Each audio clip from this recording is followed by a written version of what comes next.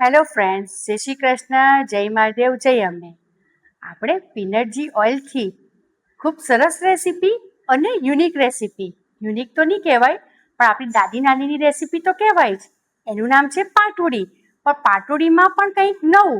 તો એ જોવા માટે તમારે મારી channel the kitty diary by Nikita subscribe, like, bell icon દબાવવાનું ભૂલતા નહીં. પીનટજી ઓઇલ ISO રજિસ્ટર્ડ છે અને કોલેસ્ટ્રોલ ફ્રી છે. અને એ 11 સ્ટેજમાં મગફળીનું શોર્ટિંગ એટલે કે સફાઈ કરવામાં આવે છે. અને એમાંથી જે સારા સારા દાણા હોય છે મગફળી, તેમાંથી આ ઓઇલ બનાવવામાં આવે છે.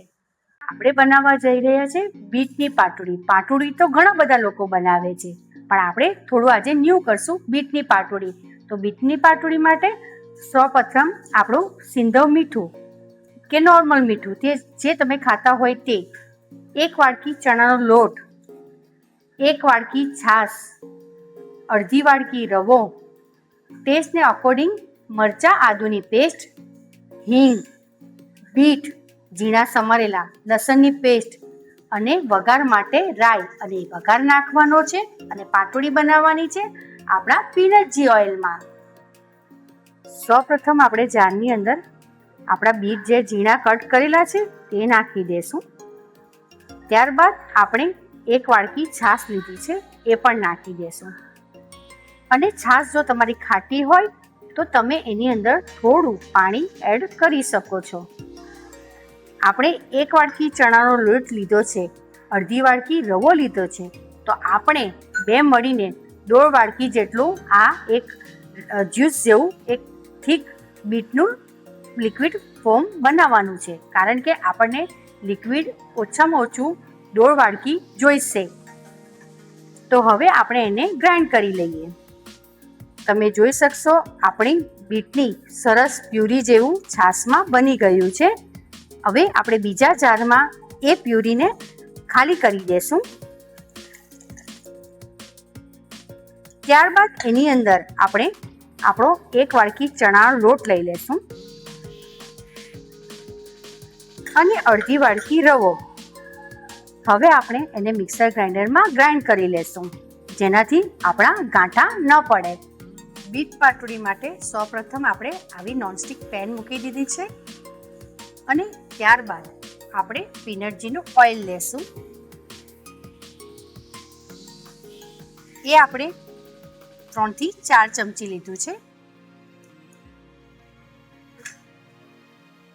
જ્યારે એ ગરમ થઈ જાય એટલે એની અંદર આપણે નાખવાનું છે આદુ મરચાંની પેસ્ટ, જે મેં 1 થી 1.5 ચમચી લીધી છે. તમારે ટેસ્ટને અકોર્ડિંગ તમે લઈ શકો. આપણો માપ છે 1 વાડકી ચણાનો લોટ, અડધી વાડકી રવો અને 1.5 વાડકી બીટનું છાશ સાથેનું મિક્સ કરેલું બેટર. ત્યારબાદ આપણે આની અંદર નાખશું લસણની પેસ્ટ. એ બી આપણે ટેસ્ટને અકોર્ડિંગ નાખવાની છે. ત્યારબાદ હિંગ, એ આપણે નાની ચમચી લીધી છે.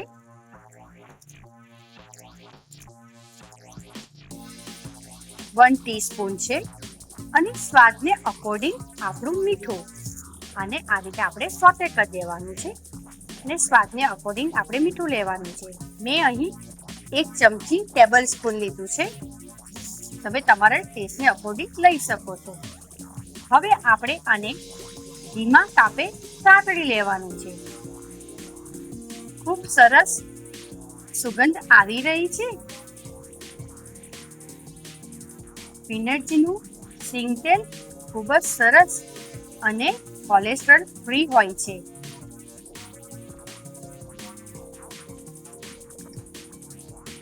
આપણે આની અંદર ચણાનો લોટ, રવો, બીટ, છાશ અને પાણી તેને મિક્સર ગ્રાઇન્ડરમાં ગ્રાઇન્ડ કરી લીધું છે. અને એ જે બેટર છે એ હવે આપણે આ પેનમાં નાખી દેશું.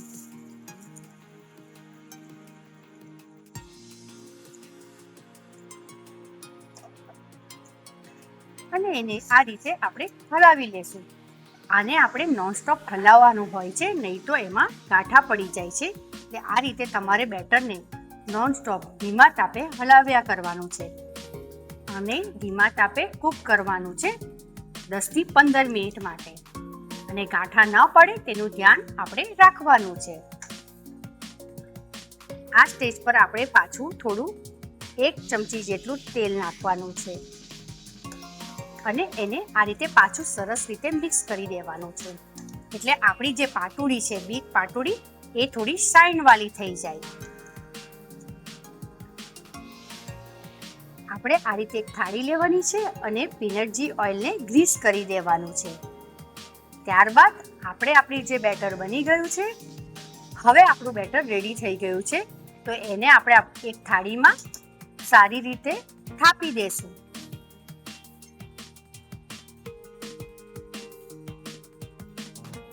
આપણે આ પાટોડીનું જે બેટર હતું તે બની ગયું છે અને એને આપણે થાળીમાં આ રીતે સરસ રીતે થાપી દેવાનું છે.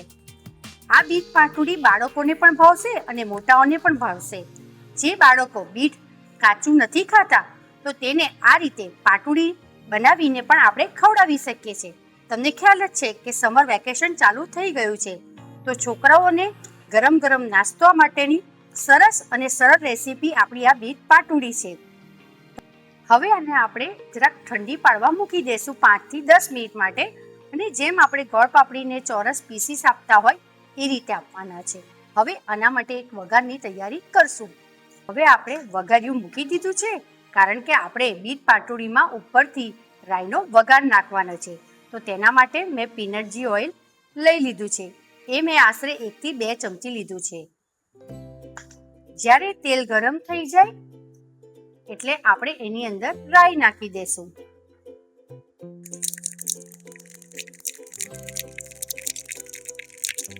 હવે આપણે આ બીટ પાટોડી પર ઉપરથી પીનટજી ઓઇલનો વઘાર નાખી દેશું રાઈનો. અને ત્યારબાદ આપણે એને કોથમીરથી ગાર્નિશ કરી દેશું.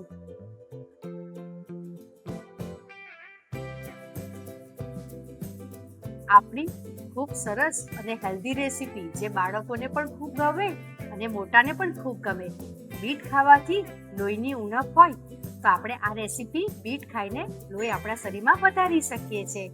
તો ગરમીની સિઝનમાં, વેકેશનમાં બાળકો માટે ઝટપટથી બની જાય એવી બીટ પાટોડીની રેસીપી જોવા માટે તમારે મારી YouTube channel the kitty diary by Nikita subscribe, like, bell icon દબાવવાનું ભૂલવાનું નથી.